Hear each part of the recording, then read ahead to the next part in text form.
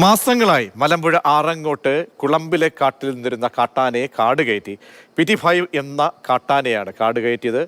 കൊട്ടേക്കാട് സെക്ഷനിലെ വനംവകുപ്പ് ജീവനക്കാരാണ് ആനയെ കാടുകയറ്റിയത്. ഇന്നലെ ഉൾക്കാട്ടിലേക്ക് തുരത്താൻ ശ്രമിച്ചുവെങ്കിലും നടന്നില്ല. ഗോകുൽ VS ഉണ്ട്. ഗോകുൽ, അങ്ങനെ ശ്രമം ഫലം കണ്ടു അല്ലേ? തീർച്ചയായും PT5 ഇപ്പോൾ കൂടുതൽ ഉൾക്കാട്ടിലേക്ക് തുരത്താൻ കഴിഞ്ഞു എന്നുള്ളതാണ്. ഇന്ന് ആന വനമേഖലയിൽ തന്നെയാണ് നിന്നെങ്കിലും അതൊട്ടും സുരക്ഷിതമായിരുന്നില്ല. കാരണം ഒരു പക്ഷേ അതിനടുത്തുള്ള ജനവാസ മേഖലയിലേക്കൊക്കെ ഇറങ്ങാൻ സാധ്യതയുണ്ടായിരുന്നു.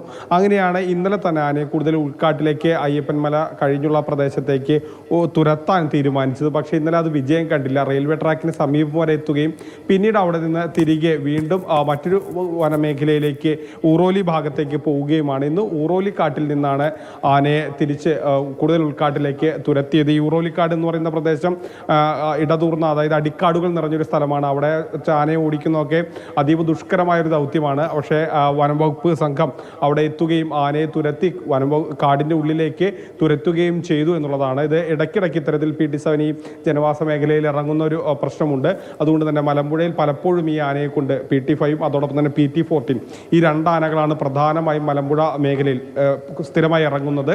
അപ്പോൾ കുറച്ച് ദിവസത്തേക്കെങ്കിലും ഇതിനൊരു ആശ്വാസം ജനങ്ങൾക്കുണ്ടാകും. കാരണം അത് ഉൾക്കാട്ടിൽ പോകുമ്പോൾ സ്വാഭാവികമായി ഇനി ഇറങ്ങി വരുന്നത് കുറയുമെന്നാണ് വനം വകുപ്പ് പ്രതീക്ഷിക്കുന്നത്. ശരി, ഗൂഗിളാണ് വിവരം നൽകിയത്. PT5 എന്ന ആനയെ കാട്ടിലേക്ക് തുരത്തി.